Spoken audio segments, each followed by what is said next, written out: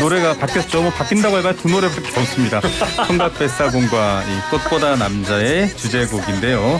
흰천과 바람만 있으면 어디든 뭐 이게 주인공 대사인데 정말로 어디든 오후 1시 2분이면 어김없이 하루의 중심을 흐르는 뉴스를 전해주시는 뉴스의 강을 건네주시는 시사뱃사공 이우영 아나운서입니다. 어서 오십시오. 안녕하십니까. 시켜줘 너의 명예 시사뱃사공 아나운서 이우영입니다. 예, 준비한 것 같은데 잘 살지는 못했어요. 내일 기대해 보겠습니다. 네. 자, 첫 번째 소식입니다. 준비했는데 좀 잘 살길 바라는 약자 또 서민 행보하고 있는 윤석열 대통령. 국정운영 여론조사가 이제 추석을 포함해서 나왔어요. 어떻습니까? 네, 긍정평가가 35.4%가 나왔습니다. 2주 전 같은 조사에 비해서 0.2%포인트 내리면서 변동세가 미미했는데요. 한편 부정평가는 62.1%로 긍정평가와 마찬가지로 0.2%포인트 오르면서 같은 추세를 보였습니다. 네, 긍부정이 사실상 좀 고착화되고 있는 모습이다. 이런 분석들 많이 내놓고 계시는데 지역별로 보면 더 중요합니다. 보스톱밭, TK, PK는 어떻습니까? 네, 대구 경북에서는 이제 46.8%로 긍정평가가 높았고요. 부산, 울산, 경남이 38.9%로 뒤를 이었습니다. 가장 낮게 조사된 곳은 이제 광주, 전남, 전북인데요. 네. 응답자의 22.6%만이 이제 긍정평가를 했습니다. 이 부정평가를 보면은 전 지역에서 응답자의 과반이 넘은 게 독특한 점인데요. 네. 광주, 전남, 전북에선 부정평가가 73.1%로 가장 높았고 대구, 경북에서도 50.3%를 기록하면서 과반을 넘었습니다. 네, 아마 이 문제는 경제를 해결해야 될 것 같은데요. 정치적인 이슈보다. 성별과 나이별로는 어떻습니까? 일단 남성에 비해서 여성이 긍정평가가 높은 것으로 조사가 됐습니다. 남성 응답자의 32.5%가 긍정평가를 했고요. 여성 응답자는 38.4%가 긍정평가 비율이 네. 나타났습니다. 부정평가 역시 남성에서는 66%였는데 여성에서는 58.2%로 남성에 비해 비교적 낮게 조사가 됐습니다. 네. 나이별로는 이제 18세 이상 20대에서 이제 가장 낮은 지지율을 기록을 했고요. 네. 60대 이상에서 가장 높았습니다. 긍정평가의 경우 이제 18세 이상에서 20대의 경우에 30%가 긍정평가를 했고요. 60대 이상에서는 43.8%로 나타났습니다. 병장 월급 100만 원으로 올렸는데요. 네. 긍정평가 이거 약간 섭섭하겠습니다. 자, 지지하는 정당에 따라서는 뭐 확연하게 추세가 나눠져 있겠네요. 네, 윤 대통령에 대한 긍부정 평가가 확연히 엇갈렸는데 국민의힘을 지지한다고 밝힌 응답층에서 쏠림 현상이 다소 적었다고 합니다. 네. 더불어민주당을 지지한다고 밝힌 응답자의 96.1%가 윤 대통령에게 부정평가를 내렸고요. 네. 국민의힘을 지지한다고 밝힌 응답자 중에 68.9%가 긍정평가를 내렸습니다. 또 국민의힘을 지지하면서도 윤 대통령 국정운영을 지지하지 않는다고 밝힌 응답자도 28.4%였습니다. 예, 이래서 자꾸 뭐 대선 3라운드 이런 말이 나오는데요. 지금 앞으로 산적한 과제들은 계속 서민들의 목을 죄어오고 있습니다. 이번 여론조사 개요 알려주세요. 네, 데일리안이 주식회사 여론조사 공정에 의뢰해서 지난 13일 전국 남녀 유권자를 대상으로 진행을 했고요. 전체 응답률은 3.5%, 최종 1,002명이 응답했습니다. 자세한 내용은 중앙선거여론조사심의위원회 홈페이지를 참조하시면 됩니다. 예. 자, 더불어민주당 이재명 대표는 민생만 언급하고 있고 또 주변에서는 이재명 대표를 향한 법적인 쟁송을 대응하고 있고 좀 분리하는 모양새인데 최측근 인사인 정진상 전 경기도 정책실장이 당대표 정무조정실장으로 내정됐어요. 네, 어제 오전 이모경 대변인이 최고위 회의를 마치고 이 대표가 정진상 전 실장을 비서실 부실장으로 내정했다라고 네. 하면서 직책은 정무조정실장이다 이렇게 얘기를 했는데요. 네.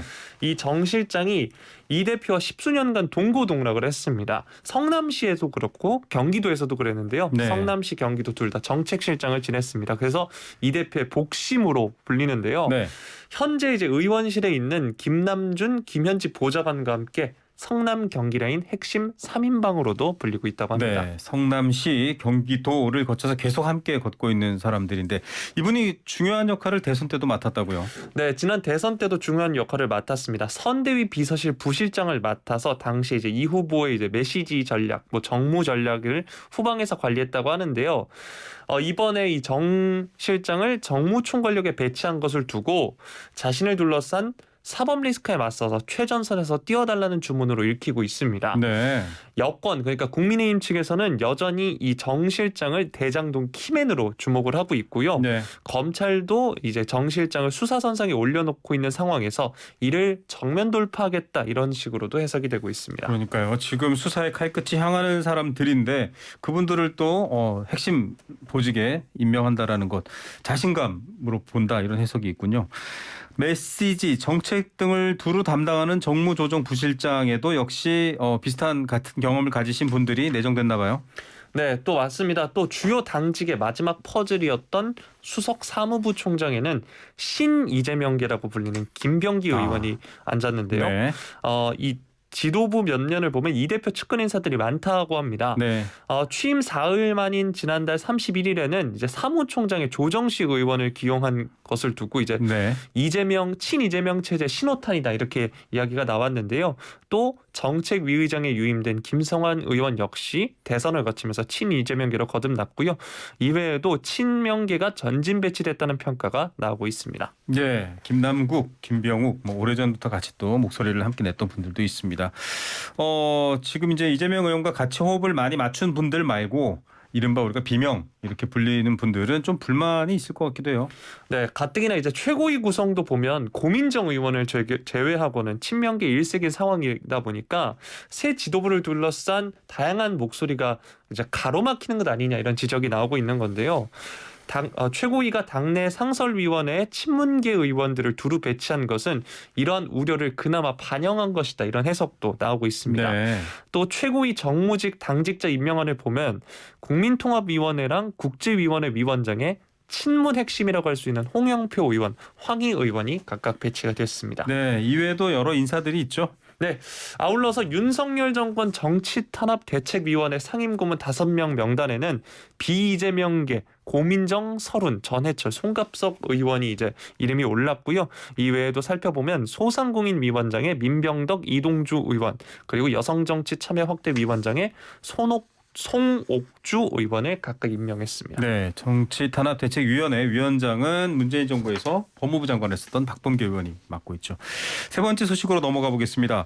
사진만 보면요, 저도 굉장히 오해했어요. 네. 그런데 이제 좀 더 포렌식을 통해서 본다고 하는데 여교사가 수업을 하고 있는데 여자 선생님이 수업을 하고 있는데 남자 중학생이 누워서 사진으로 마치 찍는 듯한 모양새였거든요. 네. 이게 어떤 사건인가요? 지난 8월 26일이었습니다. SNS에 한 동영상이 올라왔는데요. 12초 분량 정도였습니다. 영상을 보시면 한 남학생이 수업 중인 여성 담임교사 뒤에 드러누운 채로 휴대전화를 하고 있는데요. 네. 마치 그 영상만 보면 불법 촬영하듯이. 네, 밑에서 촬영하는 듯한 모습이 담겨 있긴 합니다. 어제 충남 홍성경찰서가 이제 논란이 된 영상 속에 등장하는 남자 중학생의 휴대전화를 포렌식 작업을 했다고 합니다. 네.